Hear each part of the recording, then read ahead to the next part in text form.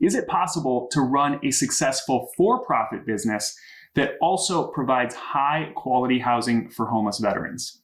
In my opinion, it absolutely is. This is actually how I set up my business and ran it for the first few years. And in this video, I'm going to share with you how I did it, some of the obstacles that you might run into if you're going to set out on a similar journey, because there's always obstacles no matter how much good you want to do in the world. And then finally, how you can structure your business if you want to do something similar.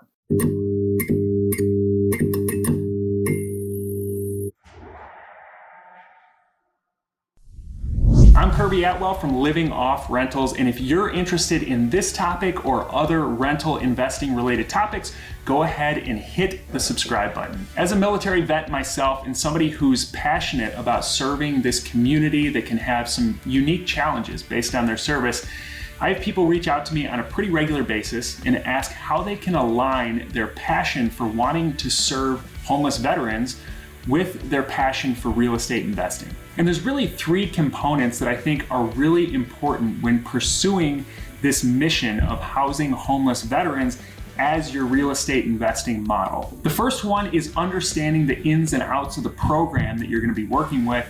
The second one is how to overcome the obstacles that you're definitely going to face along the way.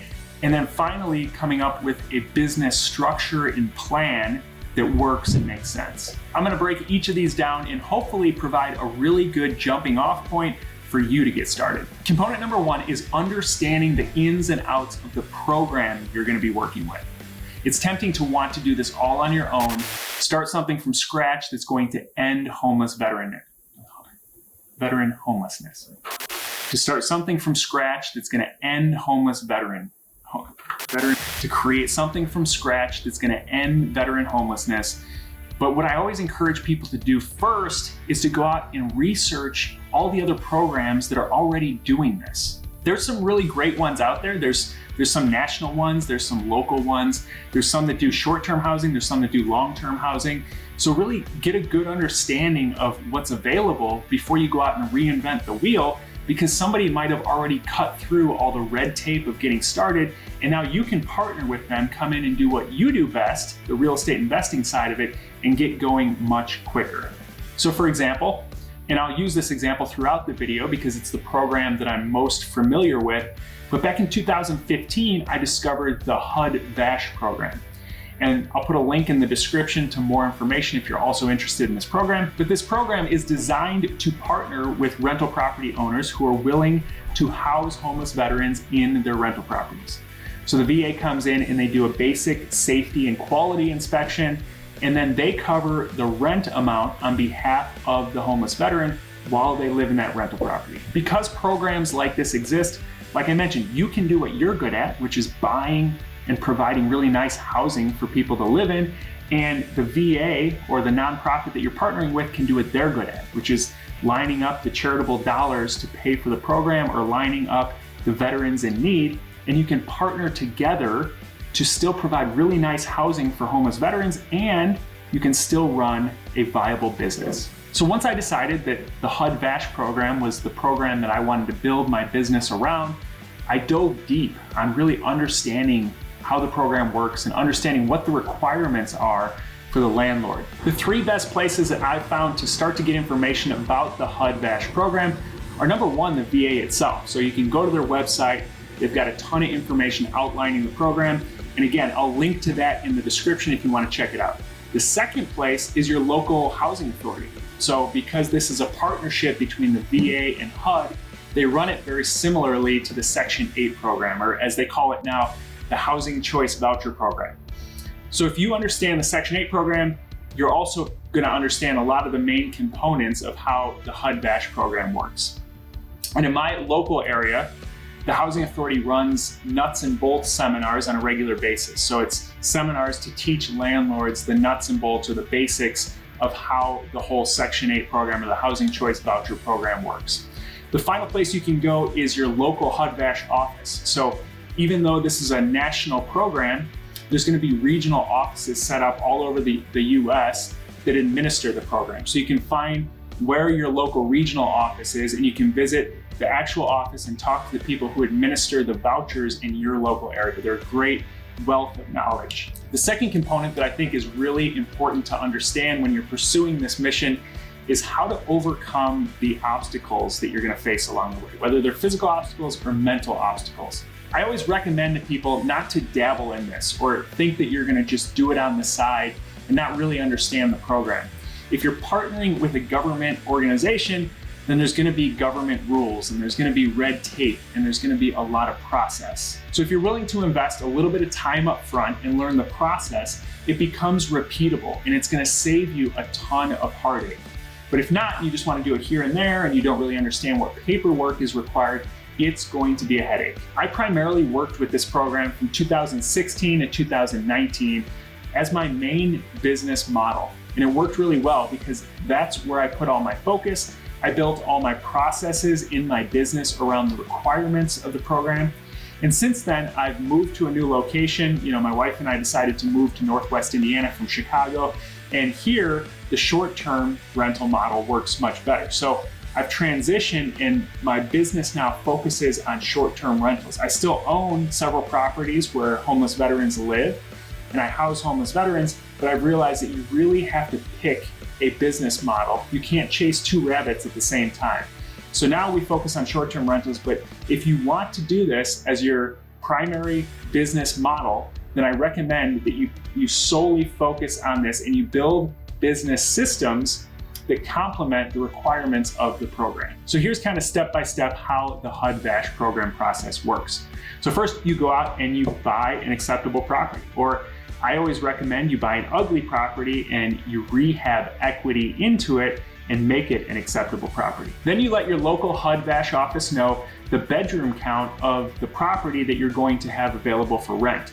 And they'll start lining up a homeless veteran who has a voucher that matches that same bedroom count as your property. Then once the property is rehabbed or ready for the veteran, then the local office will line up a showing so that the vet can come by and just make sure the house is a good fit. At this point, you sign a lease with the veteran just like you would any other property. And the expectation should be made clear up front, and you're ultimately responsible for this rental property the same way you would if it was any other tenant.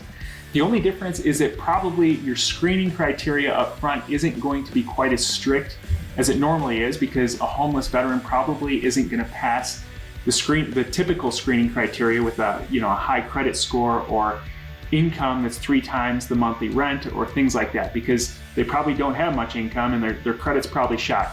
So you're taking on a little bit more risk for a compelling mission, but it can still be extremely profitable if you're picking the right deals. So now that you've signed the lease, now is where you've got to submit the entire packet to the VA or your local housing authority. And this is where most people get really frustrated and there can be a lot of back and forth and it can delay the whole process. So that's why I say invest the time up front, get a list of what's required in the packet so that you know the exact pieces of paperwork that you're gonna have to submit, and it can just get approved the first time. And in my area, the only 2 categories really of documents that they're gonna require are informational documents on the owner or the property itself, and then 2 different documents that the VA is going to require you to fill out. So for the first category, the documents on the owner of the property, it's going to be your W-9, your driver's license, your direct deposit form where you want your rent sent every month, the deed or closing statement, lead-based paint disclosure, and then finally a copy of the lease. So it's pretty basic documents that you're already probably going to have. And then the 2 documents that the VA requires you to fill out are the request for tenancy approval, which is just information on the property that's on a VA document that you fill out.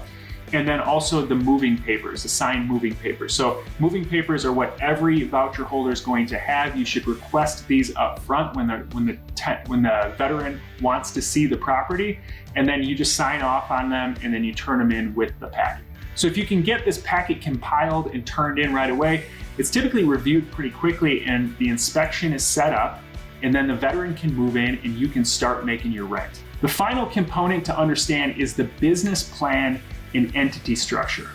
Several common questions are going to come up when people are interested in housing homeless veterans through the HUD-VASH program. And a great way to approach it is to create a plan that contains all the questions that you need answers to, and then document these answers as you go in this plan before diving in. I'll go into a couple of the main ones here. So the first question is around the financials. So how much is a landlord going to get paid for providing housing to homeless veterans? And in my area, the program mirrors the Section 8 program. So they're going to pay you the same amount that they would pay a Section 8 voucher holder. So you can do some research. I always recommend doing research and finding the pockets where the housing is most affordable and the rent rates are the highest in the program. For some reason, people who are doing good in the world sometimes think that this gives them a pass on math or on ensuring that the investment has sound fundamentals like the house is building cash flow or equity. Unfortunately though, this isn't the case, and if you're gonna make this a sustainable business, then you're gonna have to answer these financial questions right up front. So how much are you gonna make in rent on these properties? How much can you buy the properties for? How much is it gonna cost you to rehab the properties? Many people also think that if they just make their business a nonprofit, then again, they can ignore the sound fundamental principles of a great deal. And I can tell you, as the CFO of a national nonprofit, that this is not the case. It may seem like you can just make up the gaps or the shortfalls with donor dollars, but what you're really doing by creating a nonprofit is you're signing up for another full-time job trying to raise these donor dollars while you're out there trying to buy and rehab properties. I can tell you it's much easier to just follow the fundamentals, buy a great deal, rehab it, and rent it out to a homeless veteran the same way that you would in a regular for-profit business that you would rent to any other tenant. The next set of questions that comes up is around risk management. So how do I know that my homeless veteran tenant isn't going to destroy my property? And the answer is that there's no guarantees with homeless veteran tenants. Just like there's no guarantees with any other tenant out there. But there's a couple key things that you can do to mitigate the risk. The first thing you can do, like I mentioned before, is set really clear expectations in the lease right up front. And once you've done this, then the second thing is to have clear communication throughout the entire lease. So if you're somebody who wants to sign a lease with the tenant, sit back, collect mailbox money, and show up when it's time to renew the lease, this is probably not the model for you. I've always self-managed my properties. I've had a really good relationship with the tenants. I'm not the landlord who's coming to collect the rent because the VA pays me the rent. So I can have a closer relationship with these tenants than I might have with market rate tenants. I also am clear with their caseworker on what's going on with the tenant. So every tenant who's in the HUD-VASH program is assigned a caseworker at the VA to help them get through whatever problem caused the homelessness. So you can always be in communication with that caseworker. You can work together as a team to resolve any issues that come up. But the key is to have the clear communication on a regular basis and get ahead of any issues that might potentially come up. And the final thing that you can do to mitigate risk is to just buy a great deal right up front. So if you buy a house for a really great price, you rehab it, make everything new, that's gonna cut down on your maintenance. And then if you've rehabbed a bunch of equity into the property, this is gonna insulate you from a lot of the financial risk that could pop up. I can tell you I bought and rehabbed quite a few properties and housed quite a few homeless veterans from 2016 to 2019. And out of all of those, I only had to evict one tenant. And the veteran herself actually wasn't even the issue. She was a really hard worker. She drove a bus. She was working her way out of whatever caused the homelessness in the first place. It was her adult children that she allowed to live with her who introduced all the problems and unfortunately caused her to be evicted from the home. But every other issue that ever came up throughout those entire 3 years in housing a lot of homeless vets, I was able to resolve from a three-way conversation with the veteran, their caseworker, and myself.